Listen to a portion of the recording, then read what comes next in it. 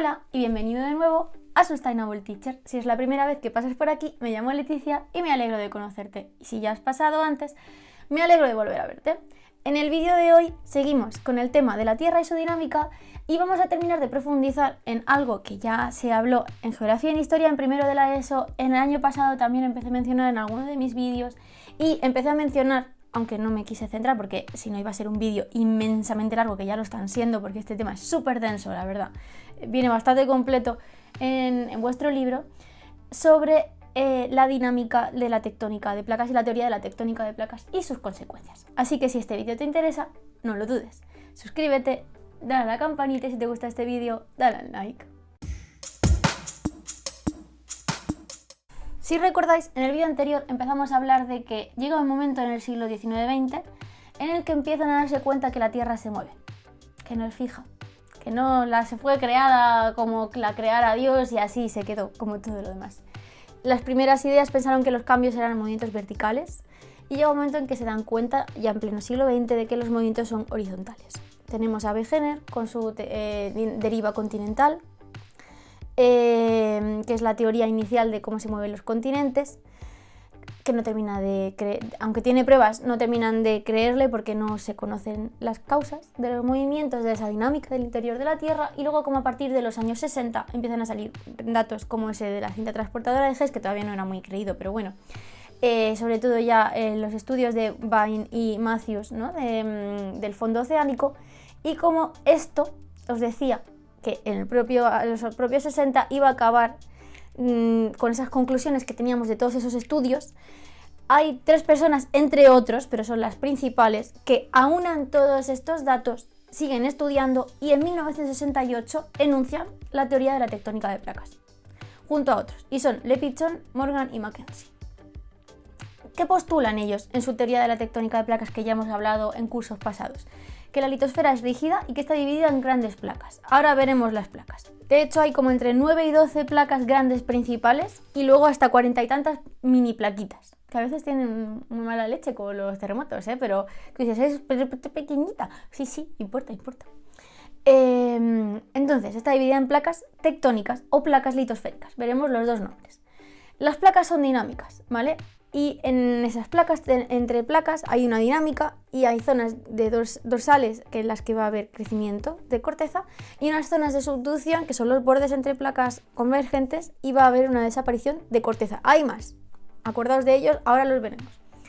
La causa, esta es la primera vez que se dan cuenta de ello, ¿vale? La causa de los movimientos de las placas tectónicas o de las placas litosféricas es debido a la dinámica del interior de la Tierra, es decir, a esos movimientos de convección que se deben a la energía geotérmica que hay todavía en el interior de la Tierra, que se debía al calor original y a las reacciones nucleares, a las reacciones radiactivas. Y luego las placas interaccionan entre sí, que también lo vamos a ver este tema al final del todo, y crean procesos geológicos, ya sean exógenos o endógenos, es decir, del exterior de la Tierra o que provienen del interior de la Tierra. Vamos a verlos todos. Os pongo aquí una imagen para recordar la dinámica que hay entre el interior terrestre y la tectónica de placas, ¿vale? Cada fragmento amarillo sería cada fragmento marrón sería una placa, así que aquí en total estaríamos viendo 4. Son todas oceánicas porque están bajo el océano y entonces se ven un proceso de creación de corteza en lo que se llama la dorsal con la salida de magma del manto y 2 procesos de subducción de corteza oceánica bajo corteza oceánica que destruyen restos de litosfera más antigua, que por eso decíamos que no había sedimentos en el océano de más de 200 millones de años de antigüedad porque es el tiempo máximo que ha tardado en subducir una placa oceánica sobre otra placa oceánica en este caso, pero también sobre las continentales. Aquí os pongo una imagen de las placas principales, ¿vale? Entonces, bueno, veréis, tenemos la placa eurasiática, que es en la que estamos nosotros, la placa africana, que es con la que chocamos junto con la arábiga y la indo-australiana, y hablaremos después del Himalaya, y acordaos de esta imagen de aquí, de la bola más al centro, de la izquierda, la placa antártica, la placa pacífica, la filipina, la norteamericana, la sudamericana, la de Cocos, la de Nazca, la caribeña y la de Juan de Fuca son las que os han puesto aquí. Algunas son más pequeñas, pero todas tienen bastante importancia a nivel o bien de vulcanismo o bien sísmico, de terremotos, ¿vale? Entonces, vamos a centrarnos un poco en las interacciones entre placas que estábamos empezando a ver aquí. Tenemos interacciones en bordes de dos placas que son divergentes o también llamados bordes constructivos, porque construyen nueva corteza. Y son las dorsales oceánicas o un paso previo, si todavía no ha habido la entrada del océano dentro de un continente, que son los rift continentales. Aquí están las dos. La imagen de más al centro o más a la izquierda de la diapositiva sería una dorsal oceánica clásica, la de en medio sería un rift, que está señalado el círculo en rojo, y os pongo el caso del Rift Valley que hay en África, en el Cuerno de África, en el que ahora mismo hay un rift en apertura. ¿Qué podría pasar? Pues que la península arábiga se acabe abriendo, el Cuerno bajando y aumente ahí el océano Índico. Los últimos estudios o indicios están dando a pensar que este proceso se ha parado. Ahora mismo no hay movimiento, entonces bueno, pues parece que se ha frenado por la razón que sea, ha dejado de haber una dinámica bajo esta zona y pues ahora mismo no se sabe qué va a pasar. Puede ser que continúe dentro de unos miles de años o que se pare para siempre, ¿vale? Pero esas son las informaciones que hay, yo las cuento. Esto es como el vídeo aquel de las teorías del origen de la vida. Madre mía, os contaba de todo y no concluíamos nada. Pues aquí lo mismo. Luego tenemos los bordes convergentes o destructivos porque destruyen corteza. Es decir, en los que hay subducción. La subducción es cuando una placa entra debajo de otra y claro, al llegar al núcleo, al manto, hay mucho calor y entonces los materiales se destruyen, ¿no? Se reciclan dentro del ciclo de las rocas. Podemos tener varios tipos de subducción. Placa continental y oceánica, placa oceánica con oceánica y continental con continental, que ahora veréis que no hay subducción real. Siempre va a subducir la placa más fina bajo la placa más gruesa. Tiene sentido, ¿no? Entonces, vamos a ver aquí los tipos de subducción y sus consecuencias. Cuando tenemos una oceánica bajo otra continental, una oceánica bajo otra continental, lo primero que se va a formar es una fosa oceánica, ¿vale? Que era lo que veían los investigadores de los vídeos anteriores. Y en esa zona va a haber pliegues de sedimentos que había en el talud continental y entre la corteza continental y la oceánica, entre la litosfera, mejor dicho, continental oceánica. Esos sedimentos se van a plegar, van a formar montañas, van a formar cordilleras mediante un proceso de orogenia y va a ser una zona donde va a haber alta sismicidad y alto volcanismo. Se forman volcanes y esto ha ocurrido, por ejemplo, en el borde de los Andes, ¿vale? En todo el borde que hay entre la placa sudamericana y la placa de Nazca. Os pongo la imagen, vuelvo un momento hacia atrás en las diapositivas para que lo veáis. El siguiente caso que os he puesto es el caso de Japón. Vamos a ver ahora mismo a quién está afectando y es la placa filipina, norteamericana, pacífica, está ahí como en un punto entre tres placas, lo cual es muy interesante para los terremotos y los volcanes, con la euroasiática. Veis que están ahí entre las tres, ¿vale? Es un punto triple, se llama así. Y la placa pacífica que no, pero está cerca. Entonces, el punto triple a nivel sísmico volcánico es una locura, ¿vale? El caso es que en Japón está ocurriendo una subducción de oceánica con oceánica. Y lo que se forman es un arco de islas volcánicas, o un arco volcánico o islas volcánicas. Básicamente se forman en arco porque es un tema del movimiento, de la dinámica, de cómo va a ir variando la subducción. Y en este caso la que subduce es la oceánica más antigua, y más densa, pero ya os digo que también va a depender del grosor de las placas, ¿vale? Esto no es una temática perfecta, pero en el caso de Japón fue así, ¿vale? Entonces, ¿qué es Japón? Pues islas volcánicas, ¿de acuerdo? Ese es el origen de las islas, de la isla de Japón, ¿no? Y luego, el tercer caso en el que no hay subducción realmente es continental con continental. ¿Qué ocurre? Las placas continentales son tan gruesas que no son capaces de subducir ninguna bajo la otra y entonces los sedimentos que había acumulados en el extremo, en el borde de las placas, van a acabar comprimiéndose y elevándose, haciendo también otro tipo de orogenia, otro tipo de formación de cordilleras, pero en vez de ser oceánico con continental, es continental con continental. Y este tipo de cordillera ha ocurrido, por ejemplo, en el Himalaya. Pero es que no empieza en el Himalaya, es que empieza en la cordillera bética, sigue los Pirineos, sigue en los Alpes y llega hasta el Himalaya. Por eso os decía, acordaos, vuelvo a la imagen de las placas, acordaos de la unión de la placa africana, la placa arábiga y la placa indoaustraliana con la euroasiática, que están las tres abajo y la euroasiática encima, porque son las culpables, digamos, de la formación de toda esa franja montañosa que hay desde las béticas, Pirineos, Alpes hasta el Himalaya. Y tenemos un tercer tipo de bordes, que son los bordes transformantes o neutros, porque realmente no hay ni creación ni desaparición de corteza, de litosfera. Lo que ocurre, por ejemplo, en las fallas que se suelen dar por tensiones en las dorsales oceánicas, hay fallas transversales, ¿vale? Pues esa fricción en forma de cizalla que hay entre los lugares de las fallas son transversales a la dorsal, por esas tensiones de apertura en la dorsal, son bordes transformantes o neutros. Pero no solo se dan en las dorsales, también se pueden dar en los continentes. Hay muy pocos casos, el más famoso es un borde transformante en la falla de San Andrés en California.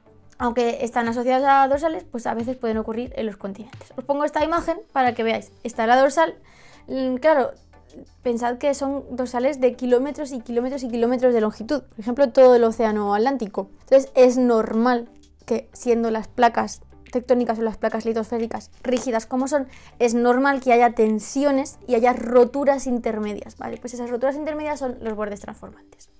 No aparece ni desaparece materia, corteza o litosfera en esos bordes, pero sí que hay otro tipo de procesos, sobre todo metamórficos, ¿vale? Y además, no solo ocurren cosas en los tres tipos de bordes que hemos visto, también pueden ocurrir en el interior de las placas. Dentro de las placas lo que ocurre es la aparición de lo que se denomina puntos calientes. Puntos calientes suelen llevar a asociar la aparición de un volcán en mitad de una placa continental, no en el borde. ¿Y a qué se debe esto? A que del manto, del interior del manto, ha surgido una cosa que se llama pluma caliente o pluma magmática. Simplemente ha habido normalmente una zona menos densa de materiales o una zona de materiales con un punto de fusión menor que los de alrededor. Ha habido una subida por convección de material más caliente y ha fundido, y entonces el magma ha podido ascender. A veces se quedará en mitad del manto y no llegará a aflorar, y otras veces puede llegar a aflorar formando normalmente volcanes en el interior de una placa en mitad de un continente. No es que sea lo más frecuente, pero suele ocurrir. Entonces, ¿qué consecuencias tiene toda esta dinámica de la teoría de la tectónica de placas sobre la dinámica terrestre que estudiamos el año pasado de los procesos endógenos y exógenos? Los tres primeros casos que vamos a ver están centrados en procesos endógenos, es decir, que están ocurriendo en el interior de la Tierra. Luego veremos un poquito mínimo de exógenos, porque de exógenos hablaremos más en el siguiente vídeo. El primer proceso endógeno, como consecuencia de la dinámica de la dinámica de las capas de la litosfera terrestre o de la Tierra, de las capas de la Tierra en general, es el magmatismo. ¿Qué es el magmatismo? Son todos los procesos que tienen que ver con rocas ígneas, es decir, rocas que estaban en el interior de la Tierra que por alguna razón pueden ascender y aflorar en la superficie terrestre. Entonces pasamos a llamarlas magma. ¿Qué necesitamos para que esto ocurra? Un aumento de la temperatura, ¿vale? Y además del aumento de la temperatura, ya sea porque ha habido una corriente de convección y ha aumentado la temperatura en esa zona en concreto, necesitamos una bajada de la presión o la entrada de agua, porque la entrada de agua imita de algún modo, porque la entrada de agua puede disminuir el punto de fusión de algunas rocas. Entonces, si baja la presión, hay más espacio, pueden expandirse más las partículas, pueden fluir más. El agua también puede permitir que fluyan, y obviamente hace falta que aumente la temperatura para poder pasar el punto de fisión de sólido a líquido. Una vez que haya ocurrido esto, tendrán que encontrar una fisura por el interior terrestre por el que poder ascender, ¿vale? hasta la superficie de la corteza. ¿Dónde suele ocurrir esto? Porque hay fisuras, o bien en las dorsales y en los ribs, porque en efecto ya hemos hablado de esas tensiones y esas roturas que pueden aparecer en la litosfera, en las zonas de subducción, porque es fácil escapar, ¿vale?, de la subducción un poco de magma, y en los puntos calientes. ¿Qué procesos, qué consecuencias tienen estos procesos? O bien formación de rocas plutónicas en el interior de la Tierra que no lleguen a salir, ¿vale? Entonces el magma acabará solidificando, formará cámaras magmáticas que se solidifican y forman lo que llaman plutones, que en función, así de nombre genérico, que en función de la forma van a recibir diferentes nombres. Por ejemplo, Sil si queda entre dos capas de forma horizontal, la colito si tiene esa forma así como de lentejita, hay muchos nombres, ¿vale? Y la otra consecuencia es el volcanismo, es decir, que salga a la superficie y entonces se forman volcanes y sale magma con diferentes estructuras, diferentes tipos de magma, diferentes edificios volcánicos, diferentes cenizas, rocas que pueden ser expulsadas por el volcán, piroclastos, etcétera, etcétera. Pero esto ya no va a entrar, esa clasificación no entra en este tema, ni en este vídeo. La siguiente consecuencia son las deformaciones de la corteza de la litosfera y ocurren como consecuencia de que en todos estos procesos tectónicos hay muchas fuerzas, la fuerza para poder mover horizontalmente placas es altísima y entonces es consecuencia de esas fuerzas tectónicas. Pueden ocurrir tres tipos de deformaciones. Deformaciones plásticas, es decir, hay una deformación, no llega a romper pero ya se queda deformado para siempre y a esas deformaciones las llamamos pliegues. Estos términos vienen de cuando ya os daba tecnología en segundo y había vídeos de eso, hablábamos de los tipos de materiales y sus propiedades. Entonces los materiales plásticos son los que se deformaban y no volvían a su forma original. Pues las rocas que sean plásticas van a deformarse, no se van a romper, pero no vuelven a su forma y dan pliegues. Cuando, consecuencia de esa fuerza tectónica, hay rotura, a eso le llamamos falla. Ahora veremos los tipos. Y cuando es una deformación elástica, es decir, una modificación temporal, pero vuelve más o menos, nada es perfecto, a su forma original, hablamos de los terremotos. Hay una liberación de energía en un punto, de una liberación de esa fuerza, y entonces hay una deformación temporal elástica y ocurre un terremoto como consecuencia. Vamos a ver tipos de pliegues. Podemos diferenciarlos, ¿vale?, en función de la curvatura, anticlinal, como una A, sinclinal cuando es hacia abajo, o neutro cuando no es ni hacia arriba ni hacia abajo porque ha sido horizontal. Y en función de si es simétrico o no el pliegue, lo llamamos recto, lo llamamos inclinado, volcado cuando está muy inclinado, o horizontal o tumbado cuando ya está absolutamente 90 grados tumbado, ¿vale? Con respecto a las fallas, tenemos fallas normales o directas, que son las que un bloque desciende sobre el otro por acción de la gravedad, ¿vale? Y normalmente se deben a fuerzas distensivas, es decir, fuerzas que tiraban. Cuando la fuerza era compresiva, lo que ocurre es que un bloque monta sobre el otro y se llama inversa porque va en la dirección inversa o la lógica inversa a la gravedad. Luego puede haber verticales y de desgarre. En estas últimas no es que haya fuerzas compresivas ni distensivas, sino que en realidad son de las dos a la vez, es de cizalla, ¿vale? Las fallas de desgarre serían, si se diera el caso, los bordes transformantes que veíamos en las dorsales anteriormente. El tercer proceso son los procesos metamórficos. En el metamorfismo, si recordáis, son rocas que cambian o bien su composición o bien su estructura, su textura, sin pasar por estado fluido. Es decir, siempre están en estado sólido. ¿Cómo se consigue esto? Con un aumento de la temperatura, pero no tan grande como el de antes, con un aumento de la presión que no va a dejar que la roca se fluidifique o que va a aprisionar aún más los átomos y entonces va a cambiar las moléculas porque va a cambiar el espacio entre las partículas, o bien porque ocurre infiltración de agua. Y aquí puede pasar dos cosas. Al pasar el agua tiene sustancias, arrastra sustancias de la roca, se las disuelve y se las lleva y ya la roca no es la misma que era. O bien, y pueden pasar también las dos cosas, al pasar el agua, que ya tenía sustancias disueltas de otra roca por la que pasó anteriormente, las deposita en esta roca dejándole nueva composición. Entonces puede solo traer o llevarse y traer a la vez. El caso es que sin haber pasado por estado líquido, por estado fluido, la roca ha cambiado de composición. O bien tiene nuevos átomos o tiene menos átomos y por tanto moléculas diferentes, o bien la distancia entre moléculas, entre partículas es diferente y ha cambiado. Y por último tenemos una consecuencia que puede ser tanto exógena como endógena, dependiendo de si el proceso viene del interior terrestre o del exterior terrestre, es decir, si es orogénesis o gliptogénesis, que hablaremos en el próximo vídeo de esto, así que no hablo más. Solo os recuerdo que orogénesis es la formación de cordilleras y de montañas, gliptogénesis la destrucción del territorio. Os pongo aquí un recordatorio del vídeo del año pasado, de diapositivas del año pasado. Entonces, como consecuencias de modelado del relieve, ¿qué tenemos? Todos los 3 procesos anteriores que os he dicho, además de las orogenias, de las que no vamos a hablar mucho más por ahora. Y luego, como procesos exógenos, que son los de erosión del relieve, vamos a tener que, dependiendo de cómo se haya situado la elevación del terreno, las cuencas sedimentarias se van a situar en un sitio u otro. ¿De acuerdo? Y luego también, dependiendo de cómo se haya quedado elevado el terreno, esto va a afectar de un modo o de otro al clima, a todos los factores que el año pasado, y que veremos en el vídeo que viene, no me adelanto más, van a influir en la erosión y en el modelado del relieve. Y hasta aquí el vídeo de hoy. Espero que os haya ayudado a refrescar la memoria y a profundizar más, porque es cierto que este tema profundiza más sobre cosas que ya empezamos a ver en temas del año pasado. Que si hay cualquier duda, cualquier cosa que no haya quedado clara, la dejáis en los comentarios y por supuesto nos vemos pronto.